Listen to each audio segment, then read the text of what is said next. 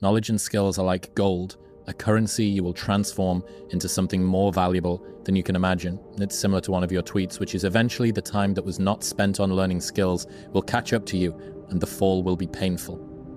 Well, life can be kind of difficult, right? You don't really know sometimes where you're headed. Nobody kind of gives you any kind of guidance in this world, right? And they don't tell you when you graduate college, go ahead, go Robert, you go study this. This is what, this is what your brain is suited for, et cetera, et cetera. You have to find your own path. And so for me personally, I spent years in the wilderness. So I'm gonna give this a personal spin because I think that helps a little bit. Because I can answer it inside my own body here. So I know I want to be a writer, but I can't figure out what the hell I'm going to write. So I leave college and I try journalism because I have to make a living. I have to support myself. And I don't really like it. It doesn't suit me. He writes an article and then a week later it's forgotten. Nobody reads about it. And as somebody who studied ancient Greek and Latin in college, I think in terms of thousands of years and not in 3 days or a week, I want something that I write to be read in 3024, sorry. So it wasn't a good fit. So I quit. I wander around Europe trying to write a novel with my backpack. I live in London. I live in Paris. I lived in Ireland. I lived in Greece. You name it. I taught English in Spain. Trying to write a novel, I had no discipline, I couldn't do it didn't work, and I was starting to get depressed. I had spent 18 years or so acquiring high levels of skill in writing, okay?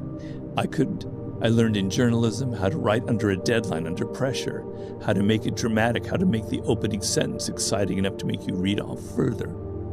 Trying to write novels taught me about creating stories, which is a huge part of my writing. Working in Hollywood, I learned how to research, which is a huge element, and then the theatrical element, making things dramatic, also story. Okay? All of that time, slowly by slowly, brick by brick, I had developed real level skill. So when it came time to write the 48 Laws of Power, I could do it. I had learned all this discipline. I had learned how to write under a deadline. I learned how to make things entertaining, the whole bag, okay? And so the world opened up for me. Prior to that time, I was miserable, really was. I mean, I had good moments too. You're young, you're always happy when you're young, but a lot of times I was miserable. And I didn't know why, but I was acquiring skills, not even aware of it. And so the reason I write that is, when you develop that skill, when you're serious about it, because I was very serious about writing, you change your brain. You rewire your brain. It's like, and this is a remarkable power of the human brain that people don't realize. Something I'm also writing in my new book. This one writer, his name is Schwartz, I believe. He's a UCLA neuroscientist. He wanted to help people who had OCD, right? Obsessive compulsive disorder. And usually it's drugs and it's talking therapy. He wanted to find out something more effective. And he found that through certain strategies that he developed, that they could use in their life, that they would get over their disorder. And the point isn't what the strategies were. The point was he did brain scans. And through the strategies that he gave them to do, which I can't remember right now, the brain scans show that they changed the brain. And his point was, through thinking, through developing skills, you literally change matter, you change your brain. So something non-material like thoughts can literally change material things like the wiring of your brain. You learn skills, you're changing your brain, you're changing the matter of your brain. Things are connecting that weren't connected before. And slowly, if you do it, if you're serious enough, a point will be reached like it was reached in my life, where either you will start a business or someone will ask you to do something like write a book or make a film. and the world will open up for you, and you'll be able to do it because you have that. You've laid the ground, you've laid the soil, everything is there, it's rich, and now something great, amazing will sprout up out of it. When you have no talents, you have no skill, life is a series of endless confusion. You hit this road, you go here, then something else, you go here, then you go here, you end up in a circle and you don't know where the hell you are. When you've got skills, zoom, you know where to go. It's not zoom, it's more like, but your head is somewhere. Yeah, it's not. Yeah. I don't know if we're being filmed, but so yeah. So that's my answer to your question. If you believe as if you are confident, as if you are powerful, it will tend to be read that way, right? And so, like, he had the analogy, if you smile, even though you don't feel like smiling, you'll end up kind of maybe feeling kind of happy. So the physical action will create the psychological action, was his belief, because he was very much a believer in the body, things starting from the body. So if you believe physically and embodied that you are great, that you deserve this, it will kind of become part of your psychology and it will radiate outward. But for those that don't, they just don't have that belief. Can you lie to yourself? Can you tell yourself, I am strong and I am powerful? Well, everybody has some good qualities, right? I think almost everybody has something that they can go back to in the past and go, I was actually very good at that. That was actually a good moment. I actually was scored in that particular moment. And you can think about that. I mean, actors do that all the time in movies. When they want to express an emotion, they go back into their past. Like they have to express sadness, they go back and they think about their father or mother who died, and they call that emotion up. You can call that emotion up of when you did something actually really great. You might have only been in high school when you were on the sports team and you threw the touchdown or something. Okay, think about that and it'll come back to you. Everybody has something that they can be confident about, I hope. If there was one law that the powerless amongst us, who feel powerless or lost in the current world, one law or one fact of human nature that people who are feeling lost and purposeless and adrift right now should be thinking the most about, which one springs to mind? Well, there's no one-shot answer to this kind of thing, but one law that I would highlight is interaction with boldness. And what I mean by that is,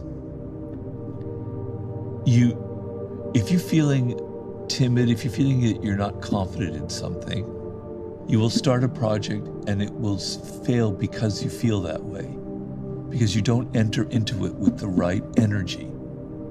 So if you take something and you do something boldly, everybody loves the bold, everybody admires it. Even if it's stupid, even if it fails, it will gain you that kind of attention. And so, let's say you're thinking about starting a business. Well, just go ahead and do it and be bold about it and start it and be as dramatic as you can and be as confident as you can.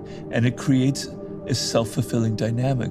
People admire it. They don't admire the timid and the insecure and the guy who spends 2 years talking about that podcast he's going to start. They admired that bloke who just decided, all right, I'm going to start it. I don't care. If nobody likes it, fine.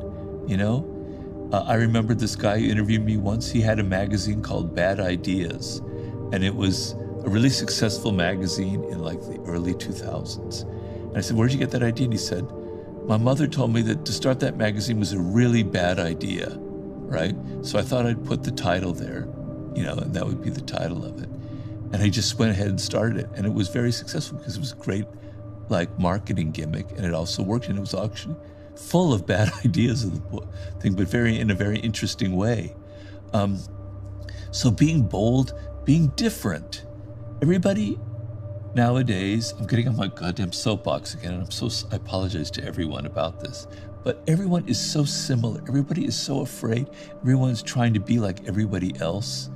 You go out there and you start something that's different, that's you, that's unique, that's loud, that proclaims I'm a different voice on it, you're going to get attention. So I want more bold people in this world. We've got too much fear, you know?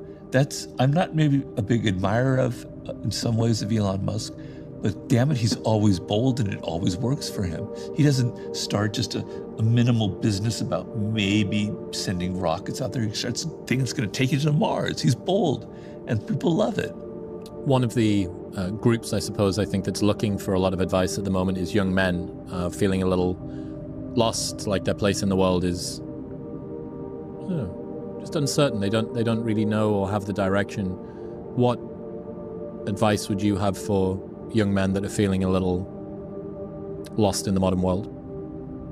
Well, you have to be comfortable with who you are and with your masculinity.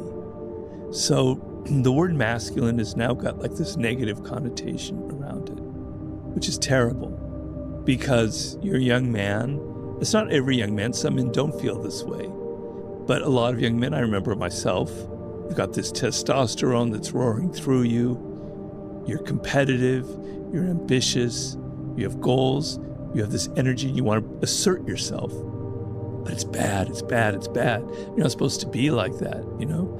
And the culture isn't about, there's no virtue in masculinity. Okay, there is such a thing as toxic masculinity, most definitely. But there are virtues in being masculine, and have to be redefined. And we have to have icons and role models for that. And so when I was growing up, oh God, I hated that when people said that when I was a kid. So I know you're going to hate me, but I'll say that. Anyway, I can't help it because it's true. When I was growing up, you know, I watched like a lot of Westerns. You know, it was the silent hero kind of thing, the Gary Cooper thing. But my idea of masculinity growing up was a man who was in control of himself, who wasn't mean, wasn't pushing people around, who was decent, who treated women well.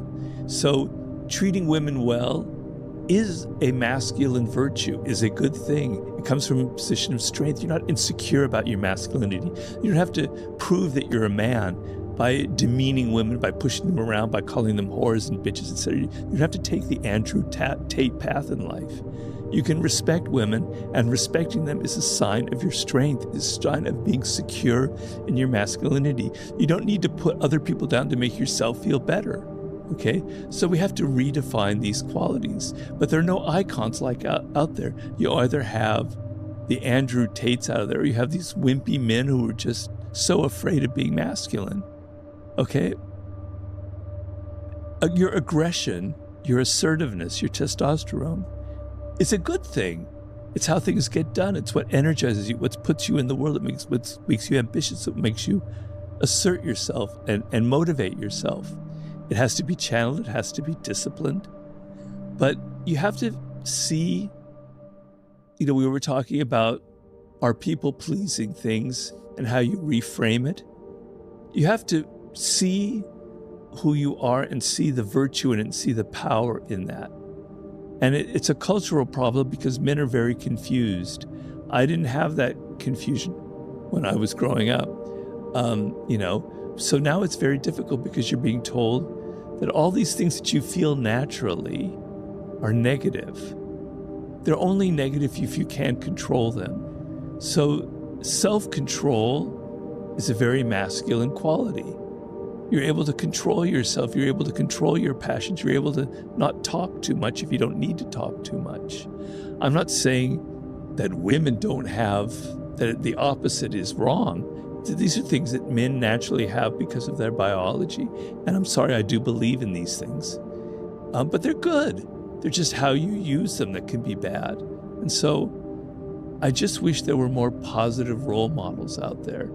I know I could be a real bastard. I could be a real asshole. I'm very competitive. When I play games, I like to win. And I can be a little bit mean about it. Okay, I mean, I'm a pleaser, but I like winning. I channeled it, all of my aggression, all of that testosterone. I'm not saying I have more than anyone. I just have normal amounts. I poured it into my books. I poured that edge, that aggression, that damn you, I don't really like you, I don't like the world, into the 48 laws of power, into here's how these are how people manipulate, these are how people can be bad and cruel, and damn it, I'm going to get all my aggression by exposing it and showing it and being as real and direct. I channel it into something as opposed to hurting other people kind of thing. So finding ways to channel your aggressive tendencies is a positive way of being a man. You have to find whatever that is. Sports is a great example, but there are other things as well. It feels a lot like alchemy in a way. Or actually alchemy is taking something which is bad or useless and turning it into something which is valuable. This is taking something which is uncertain. It could go either way. You know, this desire for mastery, for conquer, for achievement,